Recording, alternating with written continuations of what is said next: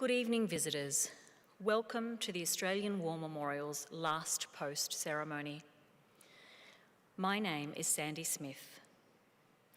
We warmly welcome the family of Lance Corporal David Harold Dobson, whose story will be told shortly by Commander Bernard Dobson from the Royal Australian Navy, who is Lance Corporal Dobson's great-nephew. This evening, we are honoured to acknowledge Mr. Geoffrey Robertson, barrister, academic, author and broadcaster, who is visiting the memorial today for a documentary in the Second World War Gallery. As always, we welcome the veterans who have served, those that are still serving, and the families that love and support them. The live stream of this ceremony is made possible by the Returned and Services League of Australia and the RSL and Services Clubs Association. We welcome members who are watching the broadcast of this ceremony across Australia. During this evening's ceremony, wreaths will be laid at the base of the Pool of Reflection by family and visitors to the memorial. If you are able, I now invite you to please stand and join in singing the national anthem.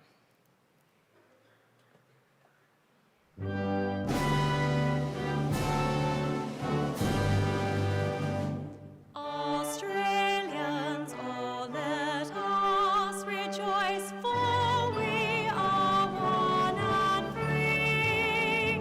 We've golden soil and wealth for toil, our home is got by sea. Our land abounds in nature's gifts of beauty, rich and rare. In history's page let every stage advance Australia fair. In joyful strains then let us sing, advance Australia fair.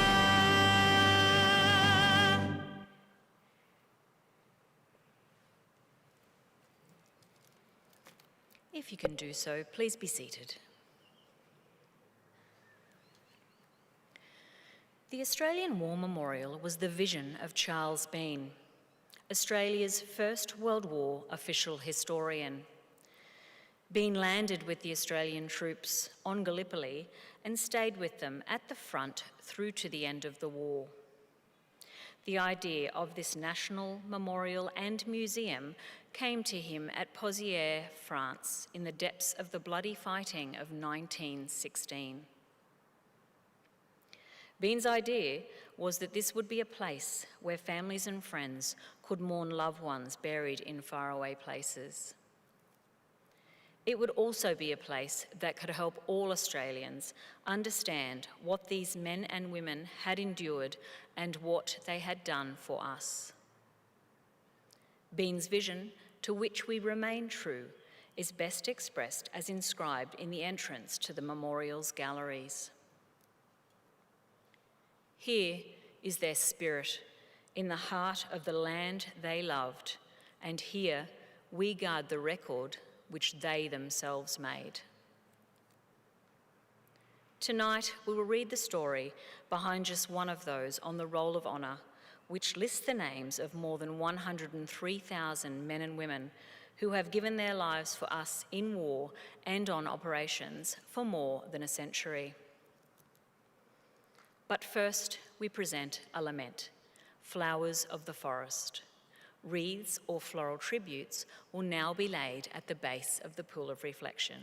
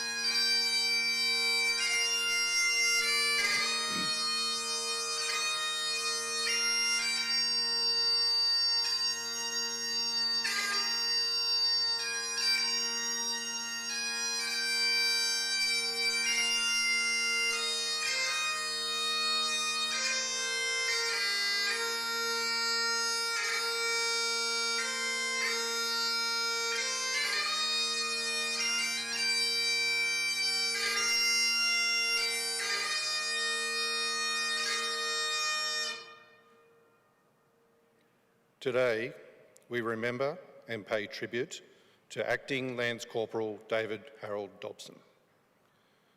David Dobson was born in Henty, New South Wales, on the 25th of April, 1913.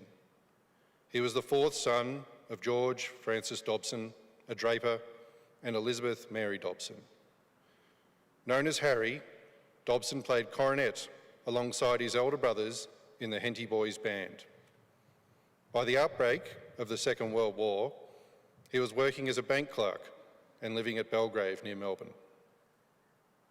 Dobson enlisted in the 2nd Australian Imperial Force on the 10th of July 1940 and was sent to the recruit reception depot at Caulfield. Towards the end of September, he was transferred to the 2nd 23rd Training Battalion stationed at Albury. After completing his training, Private Dobson was posted to the newly formed 2nd 29th Australian Infantry Battalion. At some stage during the latter months of 1940, Harry married Valma Lillian Wen. The battalion did its initial training at Bonegilla before travelling to Bathurst at the end of February 1941, where it would remain for the next 5 months. During April and May, Harry was appointed to Special Group 2 at Eastern Command in Sydney, where he undertook a 6-week map reading and field sketching course. Returning to his battalion, Dobson was promoted to Acting Lance Corporal on the 7th of July. At the end of the month, his battalion sailed with the rest of its brigade to Singapore. In the second week of September, the 2nd 29th travelled to Segament in Malaya, where it continued its training. The battalion would soon put what it had learnt into practice. Japanese forces invaded Thailand and northern Malaya during the early hours of the 8th of December 1941, and by mid-January 1942, they had reached the Moor River in northern Johor province. The area was defended by an inexperienced and poorly trained Indian brigade. The 2nd 29th and 2nd 19th battalions were sent forward as reinforcements. The 2nd 29th reached Bakri on the 17th of January and assumed defensive positions. The Japanese attacked the next day. The fighting was fierce, but the battalion and the 2nd 4th Anti-Tank Regiment destroyed several Japanese tanks. But with greater numbers, the Japanese were able to outflank the Australian and Indian troops, threatening to cut off their lines of withdrawal. Constantly harried from the rear and the air, the Australians fought their way through Japanese roadblocks, but were halted by strong positions around the bridge at Parit Silong. With ammunition exhausted, casualties mounting, and no chance of relief, the combined Australian-Indian forces struck out through the jungle for Yong Peng on the morning of the 23rd of January, leaving behind around 110 Australian and 40 Indian wounded. Almost all these helpless men were massacred by the Japanese.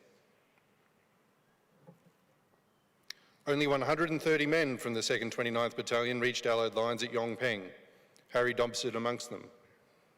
But Allied forces were soon forced to withdraw further south, with Singapore Island as their last bastion of defence.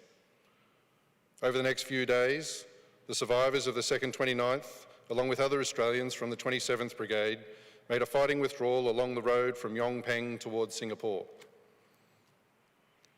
It is not known with certainty what became of Harry Dobson.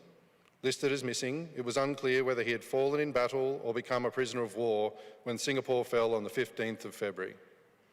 It later emerged that there was no indication Dobson had been taken prisoner on the island. After the war, some of his comrades who had been fortunate to survive years of captivity said they believed Dobson had been killed during the fighting before they crossed over to Singapore Island. One said Harry was with a party of Australians trying to fight their way southward to avoid capture.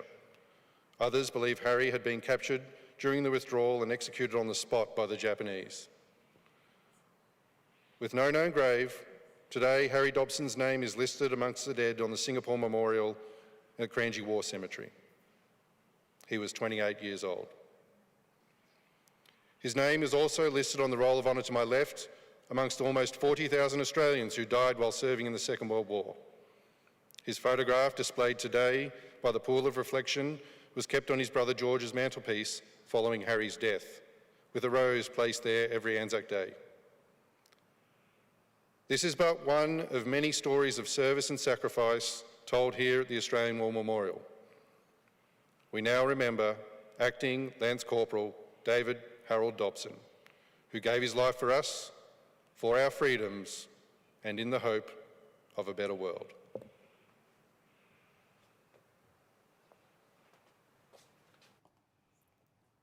Please stand for the reading of the ode and the sounding of the last post. They shall grow not old as we that are left grow old. Age shall not weary them, nor the years condemn. At the going down of the sun and in the morning, we will remember them.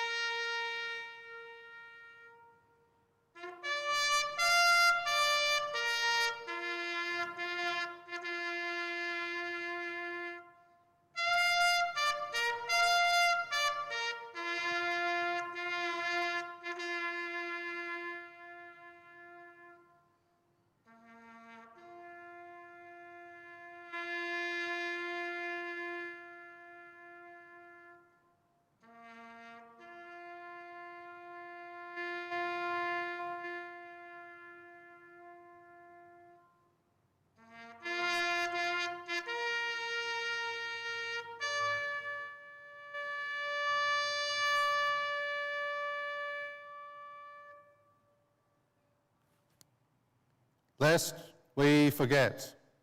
Lest we forget.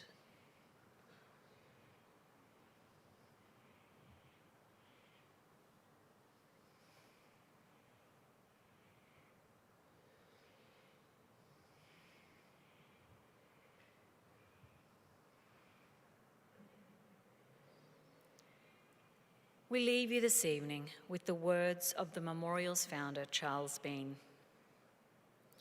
Many a man lying out there at Pozières or in the low scrub at Gallipoli with his poor, tired senses barely working through the fever of his brain has thought in his last moments, well, it's over.